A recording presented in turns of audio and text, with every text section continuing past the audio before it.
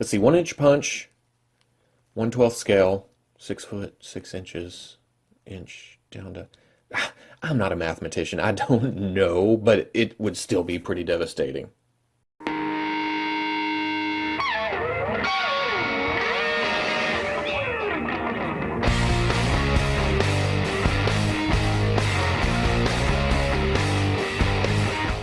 Okay people, welcome back to another Fwoosh review. Tonight I'm taking a look at the Bandai SH Figuarts Bruce Lee. Now this is from Game of Death. There has already been a Bruce Lee figure, but I passed on it. I don't know what it was about the first one, it just didn't sit right with me. I think Game of Death was always kind of my favorite. I like Enter the Dragon, but the final fights of Game of Death are amazing. And then on top of that, the yellow tracksuit is iconic. So yeah, I'm kind of glad I waited. Now looking at the package, it's our standard SH Figuarts box. I feel like this is a little bit more matte than usual, but I only buy the Star Wars and I only buy the Marvel, and they're usually a glossy finish to it. This is more cardboard-like. I feel like the window could be bigger. They used a lot of space on front for just the Bruce Lee graphic and then some words. There's another head hidden behind here.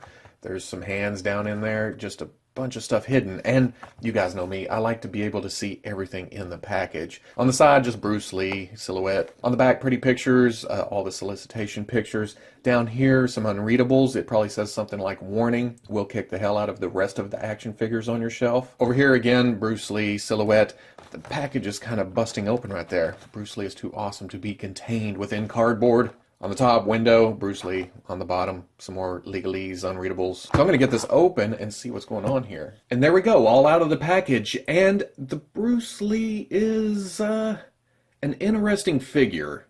I don't hate it. I don't dislike it. I like it, actually, you know, but it's quirky. It's kind of weird in places.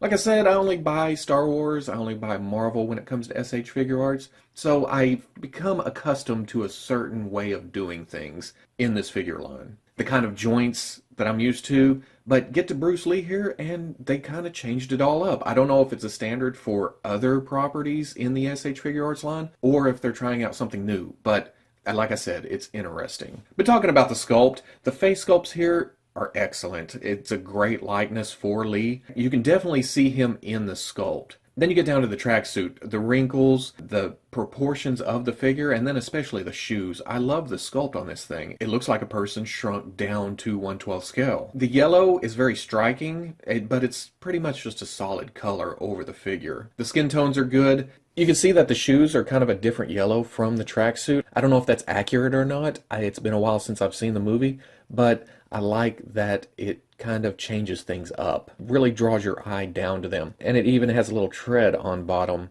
And yeah, it's just a fantastic little detail. Which is cool because the rest of the body is a little bit plain. Like I said, it's a good sculpt, good proportions, nice wrinkles all over it, but it's a yellow tracksuit. So the highlights really are the shoes and the head. The big thing here for me though is the joint system. It's changed up from what I'm used to. The biggest is the wrist. It's just kind of a straight peg.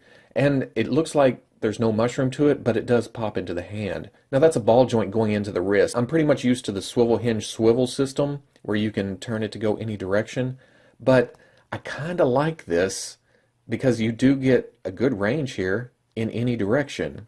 My problem comes in with the left hand. You try to pop it out and the whole ball comes out with the hand. I don't really like that because then I have to get the pliers and pry that out to make it come out, and yeah.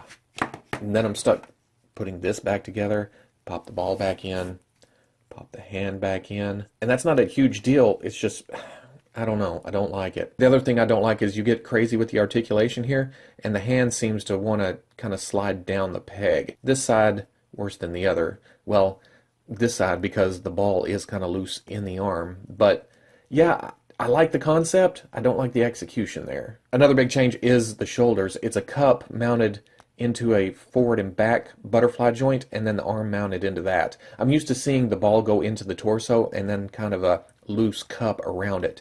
I'm not saying I don't like this, I'm just saying it's different.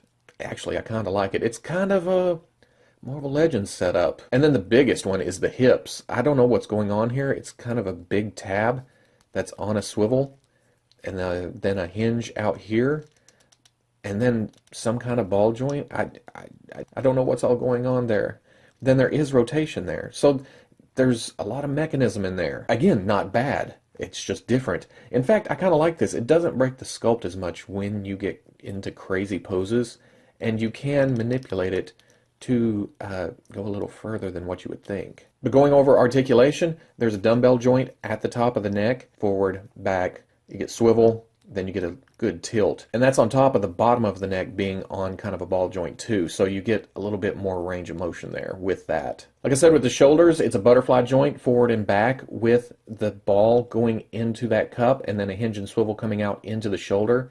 I know that seems confusing, but you get a good range of movement with it. You get up, you get swivel, you get forward and back really, really good. Up and down a little bit because of the ball inside there, and then some swivel on the shoulder itself. Now right here, the bottom of the sleeve is a loose piece, but it doesn't really help. It doesn't get out of the way when you bring the elbow up. So you get a little past 90. Talked about the wrist. It's a ball joint going up into the arm. You can get around, and then there's swivel. Ball joint in the mid-torso. Forward, not so great. Back, a little bit of side, then rotation. But the same thing at the waist, too. So add that all together, and you get okay forward, but not great. Back, side, rotation. The hips, also talked about that a little bit. You get out about that far. Not great, but when you come forward, you can go out, kind of rotate around, and it looks like it goes up. So it kind of fakes it, but I don't know. Back, pretty good. Then you have rotation right there. Single knee comes up to about right there. There's also sculpt on the back of the knee. That's weird. You don't see that very often. Kind of a ball joint in the ankle, gets back that far, forward that far.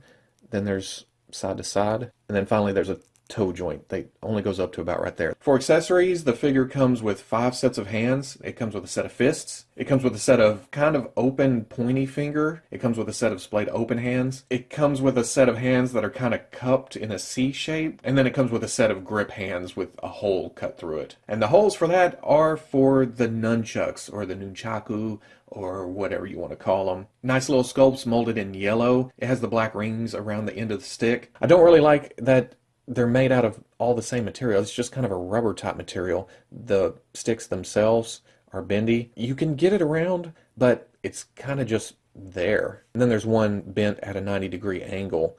Again, you can straighten it out. You can bend it some more. I guess I don't have much to gripe about here, but I don't know. They're just lackluster, I guess you could say. And then he comes with the green cane pole or cane stick or willow stick or whatever it is. It's a nice little gnarled sculpt to it, and then it's just in one plain shade of green. And again, that goes into the grip hand, and it holds it good. And then we get to the face sculpts. There are 4 different face sculpts. I thought they were heads, but they're just the front of the face. And it comes with a smiling face, kind of that cocky, I'm about to kick your ass face. Comes with an open mouth face. It's kind of dark on the inside. I don't know how much I like it, that it's just black paint in there, but it works. And then he comes with 2 faces, and they're both looking to the left really, really hard. One of them is kind of his fight stance, his serious look, and then the other one's got a cocky little grin to it. And I found the best way to change these out. Pop the head off, easy enough. The face comes off the front, then you put the other face on there, and then pop the head back on.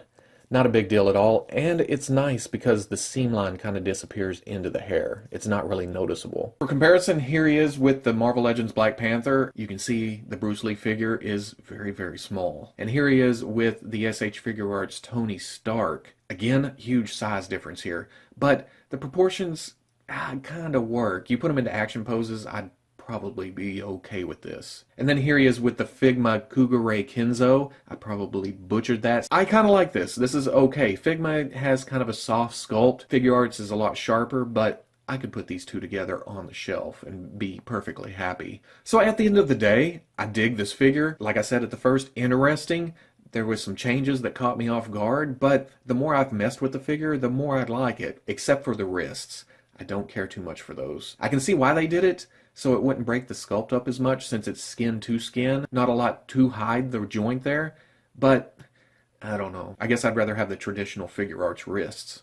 My big sticking point here are the faces, though. Don't get me wrong, they look great. They look just like Bruce Lee. You definitely get the sense of the character, but I wish there was a more neutral face looking forward. I would have liked to have the option to display him just straight up and down on the shelf if I wanted to. He's definitely going into a fighting pose of some kind, so this will work, but the option to do that, besides the smiling face, we have the kind of the scream face and the smiling face that is looking forward. I would have liked a more neutral look. Overall, though, it draws your eye. It's the colors, it's the stances you can put him in, just the overall look of the figure. You put him up on the shelf, the yellow is going to draw you. It's just a great little fantastic figure. No regrets. And plenty of accessories, too. This is what I was talking about with the Star Wars Han Solo earlier in the week, who only came with one head and the blaster and then some hands. Bruce Lee, 5 sets of hands, 4 faces, couple of weapons.